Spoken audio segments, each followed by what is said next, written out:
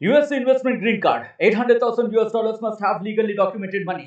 Exit period after 3 years. Shuda LP 6302946180. Machilipatnam నియోజకవర్గంలో ఎన్నికల దగ్గర నుంచి కూడా ఎన్నికల ప్రక్రియ స్టార్ట్ అవ్వక ముందు నుంచి కూడా ఒక అరాచకాలు చేస్తూ ఈ రాష్ట్రంలో ముఖ్యంగా మచిలీపట్నంలో వైఎస్ఆర్ పార్టీ నాయకులు పేర్ని నాని గారు వారి కుమారులు పెద్ద ఎత్తున రౌడీ మూకల్ని ప్రోత్సహించారు.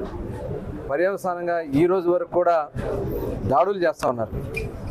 ఇవాళ తెలుగుదేశం పార్టీ కార్యకర్తలు నాయకులు మరి ఈరోజు వైఎస్ఆర్ పార్టీ నాయకులు దాడులకి బాధితులుగా మిగిలిపోతూ ఉన్నారు.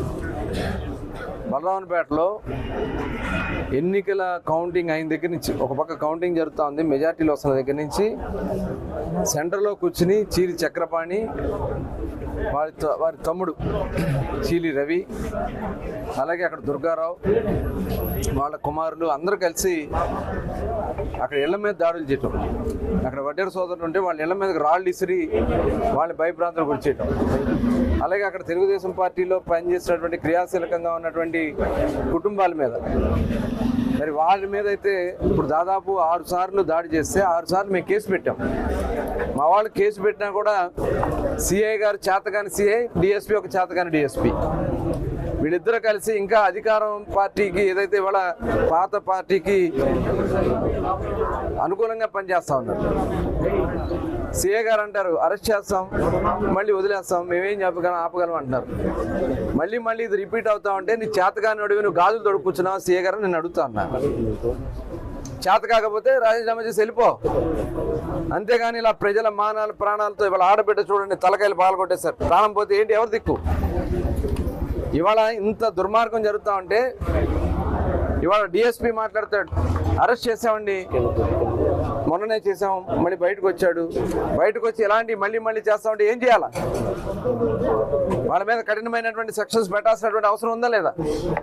దాదాపు అతని మీద 20 కేసులు ఉన్నాయి. 20 కేసులు ఉన్నటువంటి వ్యక్తి మీద పేర్ని నాని గారు ఒత్తిడితో రౌడీ షీట్ తీస్తారు వీళ్ళు. మరి రౌడీ షీట్ తీసేస్తే ఏం చేస్తారు?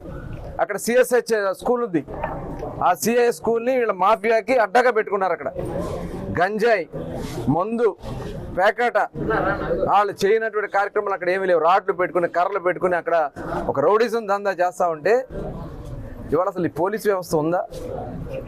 ఇలాంటి దుర్మార్గులు డిపార్ట్మెంట్లో ఉంటే ఇలాంటి పరిస్థితులు వస్తాయి. సిఐలు అమ్ముడిపోతా ఉన్నారు, లేకపోతే ఇంకా పాత వాసన పోనట్టు ఉన్నది. ఖచ్చితంగా సిఐ గారి మీద కూడా కఠిన చర్యలు తీసుకోవాలా. ఇవాళ ఎవరైతే దీనికి బాధ్యులై ఉన్నారో వాళ్ళ మీద కఠినంగా చర్యలు తీసుకోవాలా. నేను ఆల్రెడీ ఎస్పీ గారితో మాట్లాడాను. ఇలాంటి రౌడీ మూకల్ని ఎవరిని కూడా వదిలే సమస్య లేదు. మేము చాలా ప్రశాంతంగా ఉన్నాం. ఇవాళ అధికారం ఉంది కదని చెప్పి ఎక్కడ కూడా మా వాళ్ళు తప్పులు చేస్తా ఉన్నారు, మేము ఎక్కడ కూడా ప్రోత్సహించరు, వద్దని చెప్తా ఉన్నాం. అన్ని కూడా ప్రక్షాళన చేస్తూ ఉన్నారు. ఇలాంటి దుర్మార్గులు డిపార్ట్మెంట్లో ఉండడం వల్లే ఇవాళ ప్రజాస్వామ్య నాశనం అయిపోయింది. ఇవాళ ప్రజల మాన ప్రాణాలకి ఆడబిడ్డ తలకై 3 చోట్ల కుట్లు బండి, ఇక తగలరాని చోట తెలితే ఏమైపోయింది ఆ బిడ్డ? ఆడబిడ్డలని కూడా చూడకుండా వీళ్ళు దుర్మార్గులు, వీళ్ళు గంజాయి మత్తులు. ఇంకా బందర్లో చాలా చోట్ల గంజాయి ఉంది.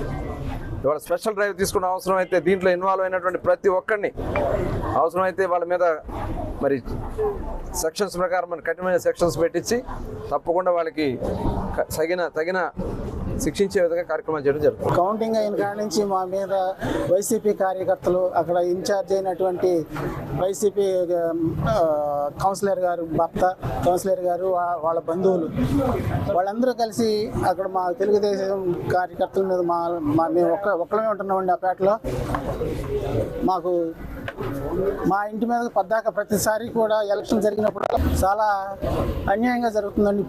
ఇప్పుడైతే 4గురిని కొట్టేశారు కత్తులతోటి.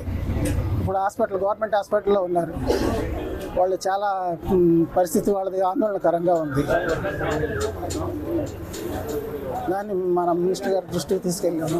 మరిన్ని వీడియోస్ కోసం ఛానల్ ని సబ్స్క్రైబ్ చేయండి. లేటెస్ట్ అప్డేట్స్ కోసం వాట్సాప్ ఛానల్ ని ఫాలో చేయండి. అండ్ లింక్ డిస్క్రిప్షన్ లో ఉంది.